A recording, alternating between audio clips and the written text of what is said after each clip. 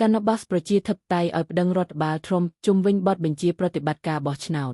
នៅថ្ងៃទី1 ខែមេសាឆ្នាំ2025កាណាបាសប្រជាធិបតេយ្យឲ្យបានដាក់ពាក្យបណ្តឹងនៅថ្ងៃច័ន្ទទី31 ខែមីនាឆ្នាំ2025នៅតុលាការសហព័ន្ធក្រុង Washington DC ដើម្បីទប់ស្កាត់បទបញ្ជាប្រតិបត្តិរបស់ប្រធានាធិបតីសាធារណរដ្ឋ Donald Trump ដែលធ្វើការកែប្រែប្រព័ន្ធបោះឆ្នោតគណៈកម្មាធិការជាតិប្រជាធិបតេយ្យ DEN បានអះអាងថាបទបញ្ជានេះដែលតម្រូវឲ្យអ្នកបោះឆ្នោតបង្ហាញស្ថិតាំងនៃសញ្ជាតិអាមេរិកមិនអនុញ្ញាតឲ្យរាប់សន្លឹកឆ្នោតតាមប្រៃសណីយ៍ដែលទទួលបានបន្ទាប់ពីថ្ងៃបោះឆ្នោតនិងគម្រាមដាក់ទ្វីការហាព័ន្ធពីរដ្ឋដែលមិនអនុវត្តតាមអាចរារាំងសិទ្ធិបោះឆ្នោតរបស់ពលរដ្ឋអាមេរិកដែលមានសិទ្ធិ